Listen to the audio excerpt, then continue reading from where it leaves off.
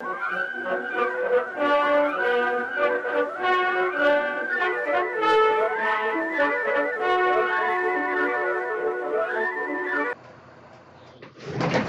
there! Today we're going to be talking about an ink, but before we talk about that ink, first there has to be a winner for last week's entry. You recall that you could win this very nice Mont Blanc Dandy Turquoise ink. Well, you're not actually going to win this one, you're going to win a brand spanking new bottle, which will be sent to you by Joost Appelboom from Appelboom Pennen, who has been extremely kind in hooking us up with this ink. And we had to draw a winner. So I told you it would be a random draw, and I just numbered all entries on the website, on I think there was some on YouTube, everywhere, every medium we had, and there was even one person who emailed me directly because she couldn't post it on the website, technological issues, etc. Numbered, I've drawn a random number, and there was one winner. There's always a winner, and I thought I would sort of dandy it up here. These are my new glasses, which I have to be entirely honest with you, I think are pretty spiffy because they are tortoiseshell. Okay, now, who's the winner? The winner is... Storm. You're the winner. And that is a person who sent me an email, and you have to admit, even if you haven't won, you have to admit that this person deserves to win. It was a random draw, but I read the description, and I'm going to read it to you entirely. Now, this is going to take a while. It all starts with the winkle pickers. Every true dandy knows the outfit starts with the shoes. Winkle pickers in a delicious, deep plum velveteen. Socks must be striped, multicolored and held up by carved braces. Oh yeah. Trousers must be low on the hip and tight on the knee. A slight looseness is allowed below the knee so as to avoid showing the calf braces. What is shown by the tightness above the knee is entirely up to the dandy in question. I guess the dandy would show off his pen, yes. Now, for the shirt, it must be a proper button-up, crisp cotton shirt. Again, multicolored stripes are essential. The shirt must not be too long. It needs to be tuck-inable, but it should come untucked with the gentlest of stretches. Indeed. Fashionably comfortable and relaxed. Don't forget to have full cuffs, loose and lacy. The blazer needs to be in the same shade of velveteen as the winkle pickers. Blazer, not jacket. The chest pocket should have an old-school badge on it and have a silk handkerchief casually peeking out of it. The silk handkerchief should highlight one of the colors of the stripes of the shirt, and it will match the cravat. Oh yeah. Ties are far too stuffy. A cravat is perfect. Yes, I know. The finishing touch is a black trilby with a silk band and lining matching the silk handkerchief and cravat. Not difficult to dress as a dandy, really, as long as you remember to start with the winkle pickers. Well, Storm, I don't think anyone can disagree. This entry deserves to win. It's fate that has drawn you, but this is just an amazing description. It actually made me smile quite a bit when I read it. So, you were kind enough to add your address. I got it. I'm going to have Mr. Appelboom send you one of these inks. I hope you'll get it soon. Congratulations.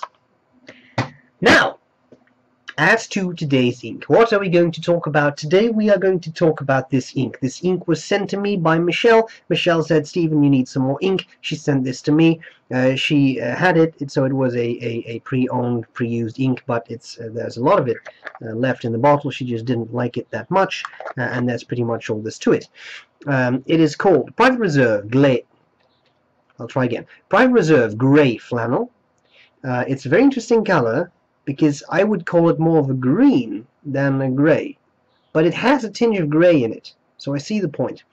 I like it a lot. I think it's a fascinating ink, maybe a bit too light for some appliances.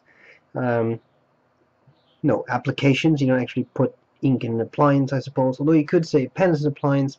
This is a very strange Inkyclopedia entry. The whole writing part has been excessively weird. I don't know what's going on. Maybe I'm slowly losing it. In any case, an interesting ink. You're going to see it, And that's all there's to it. So, I hope you're going to enjoy it. And that's all there's to it. And I'll see you next week without a cravat. Bye-bye. Oh yeah, boys and girls, it's time for another Inkyclopedia entry, and today we'll be having us a look at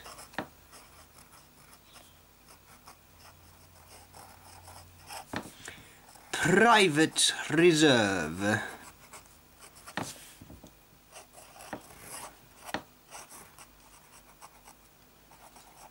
Flannel. Grey. Even when the pens stop, I just keep going. Let's start with a bit of fine writing.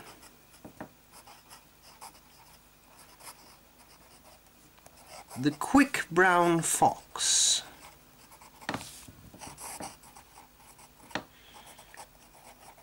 Wore flannel shirts.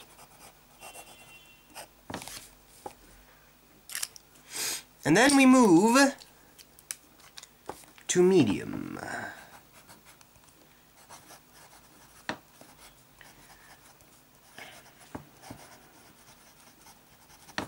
The Quick Brown Fox wore flannel shirts.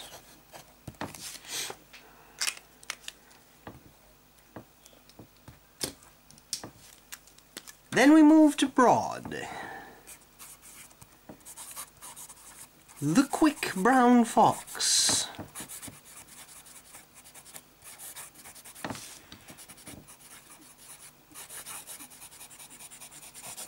wore flannel shirts.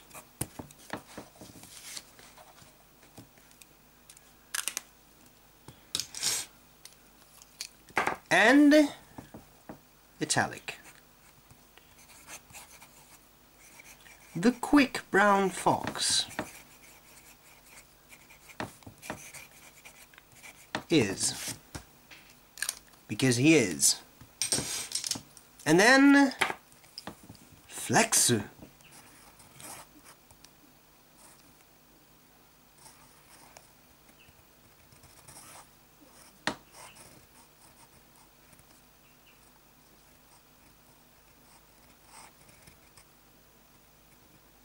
Flannel. Fox. This ink does not like flex pen. And then we are going to do a couple of passes. 1, 2, 3. Whoops. First pass. First pass. First pass. Then we should do a couple of tests. I think one of the most interesting tests is going to be writing a fat letter. And of course, then there is the moment that I know many of you have all been waiting for. The Tardif Test. And the thing is this. I got quite a couple of requests from people who said that my sword is too small. Well, you know, I hear that a lot. But you also know that I happen to have a penchant for samurai swords. So I was thinking, this is a pretty nice bottle that has a pretty wide neck. Let's just stick this in there, huh? Let's just throw that on the paper like this. How do you like that? Frickin' Tonto to the rescue. There we go. Now I don't want to hear anything else about my sword being too small, okay? Yeah, there we go.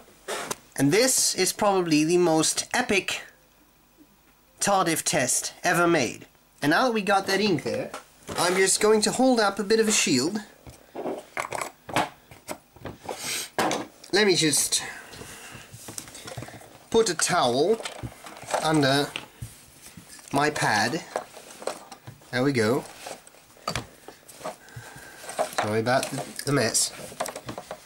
I'm going to hold this up so that I don't get splattered with ink. And I'm going to give you the brown benchmark. And to be honest, I think that was a nice one. A little restrained, but nice. And now we have reached the ultimate stage in the evolution of the Inkyclopedia, because the Tardif Test and the brown benchmark have merged into one being. Very soon it's going to be self-aware. Well, you know, that's what's going to happen.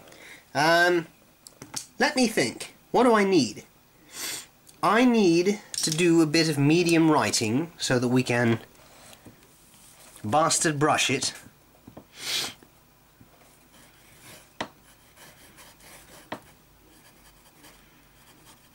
Self-aware. Okay, and what else should I do? I have the fat writing. I think I can do a second pass, by the way. This looks pretty dry to me. Yeah. Second pass. Second pass. There we go. That looks pretty dry. That means we can have a look at the bastard brush.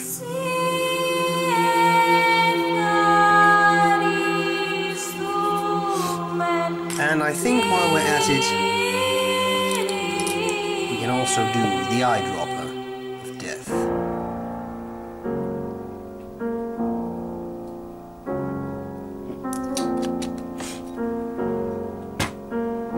There we go. This still isn't dry. How could that be? I think the third pass is in order. The ink seems to dry fairly quickly, except of course when puddles of it are pooled on the paper. Ah, there you are. Yes, puddles pooled on the paper. Now that's an interesting thing, you know. I'm grabbing my pen.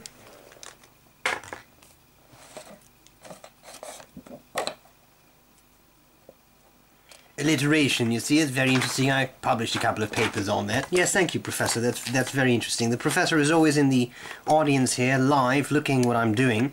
He really enjoys that, and he gives me some useful pointers once in a while. Let's have a look. We got cleaning. We have bleed through.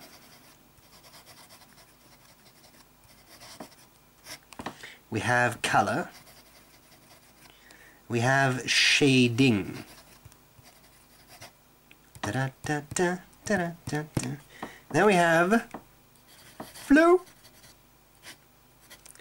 We have the feathering. We have drying time. This is a really peculiar encyclopedia. Are you noticing it? Waterproofness. Invented in 1794. By John Waterproof. There we go. Cleaning. Cleaning is pretty easy. I've not had any issues. It is a private reserve ink. Private reserve inks can be very saturated, but this one, as you can see, is not extremely bright. It's not one of those really bright colors, so I think cleaning should be no problems. Bleed through, it says later. The color, yeah, what do we a green? I think that's the best thing I can say, because, well, okay, let's call it a gray green. But I find this more green than grey, to be honest. I mean, just look at that color. Then we have shading. Shading, well, there definitely is some shading going on. I mean, you because it's somewhat lighter ink, you can definitely see it. I just wiped my finger through the Tardif Test. You see it in the flex pen, you see it in the italic and in the broad. It's pretty good. I'm not going to give this full marks, but definitely the next best thing. Flow seems to be good, except my flex pen has issues with it, but I'm going to give it a high score for that. Feathering, well, it says later. Drying time seems to be pretty fast. And waterproofness, well, I mean, I can still read every bit of the writing. And if you have a look at... I'm just grabbing a tissue there. If you have a look at this calligraphy, 6mm nib, all of it is there. It may have faded just the slightest, but it's still there. So waterproofness, I'm going to give it full marks. It's not an iron gall ink, but I can read all the writing, so that sounds good to me. I think we need to carefully remove this. The Tardif Test is still very, very wet. So here we have us some copier paper. I think we... Whoops, where's my little thing? There we go. When I said little thing, I was talking about this, just to avoid confusion. People have already been complaining about my little sword. Fine. The quick brown fox jumps over the lazy dog. We have ways of making you jump. Let me see. Just going to put a little bit of ink into the feed there. There we go. It was a bit dry. Dry. That is very funny. You make me laugh. Le quick brown fox jumps over the, well, let's call it le lazy dog. And for all of you people who would like to know what a Dutch person sounds like when he speaks English, it would be something like the quick brown fox jumps over the lazy dog. Exaggerating, of course. Then an italic nib.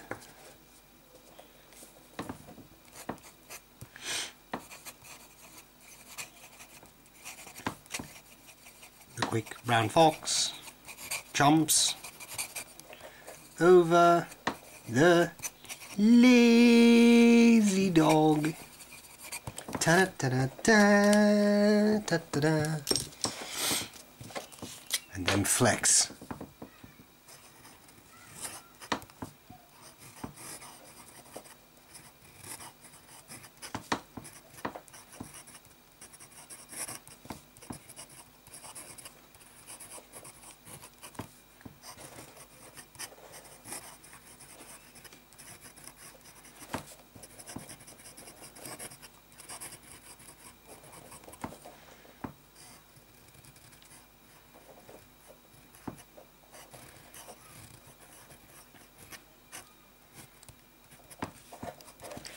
Hollywood Hulk Hogan, my dear friend, you got a ringside seat, you're on SmackDown, brother.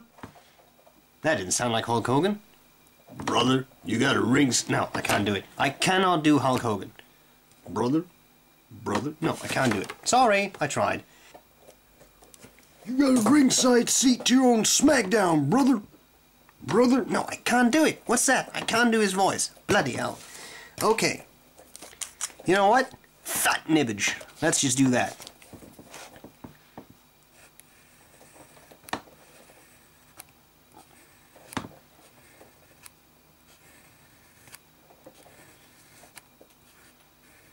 Hulk. 'Tis a green ink after all. Well, greenish grey, greyish green. Does this look like greenish grey to you? Or more like greyish green? I need it for my study for the university, you see. Whoops, looks like something fell.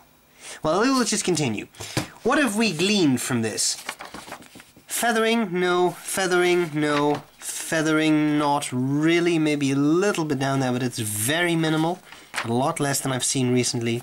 Italic? No. Feathering for flex? Yes. Definitely. Definitely. You see that? Yeah, that's feathering. Okay, and then there is feathering for the really fat nib, although that seems to be pretty much under control too. How about bleed through? Well, there's a little bit of it there, yeah, but it's not as pronounced as with the last ink I did, I think. Medium seems okay, broad just touches of it, but not a whole lot. It's just the flex. So I find the bleed through to be pretty well okay, pretty much okay, I should say. So let's finish up our scorecard, because I don't see any bleed through. It's going to be difficult to turn this around. No bleed through for the writing on Rhodia, just for these excessive tests. So bleed through, I would say, is good. It's not perfect, but considering it's actually only the flecks on cheap paper, I'm going to give that a full score. Feathering seems to be pretty much under control, it's not excessive. So we have 1, 2, we have 4, 6, 8, we have an inkage of 10. And that's all there's to it. So now what we need to do is a bit of a comparison, and because my flex pen is not really liking this ink, I happen to have a Visconti Opera Elements with a sweet 14 karat gold nib, which happens to have a bit of spring to it, and thought I might just give you some eye candy. So what we have here is the Private Reserve ink. This is...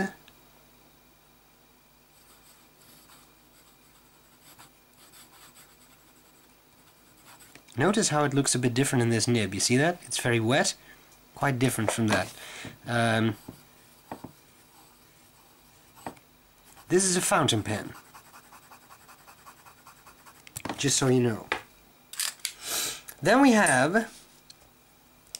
I didn't really know what to put in here. I found it hard to find something to compare it to. So here you have Mont Blanc. This is... Jonathan Swift. It's greener, but it also has that slightly greyish tinge to it, I believe, and it's definitely darker. So maybe that makes for a bit of a comparison. Well, I hope this was useful. This was one of the weirdest Inkyclopedias I've done up to this point. I'm not crazy or anything, I mean not crazier than usual. I had a lot of fun. I hope you have a lot of fun, and that's all there's to it. I'll gladly see you next week. Have a great week. Bye-bye!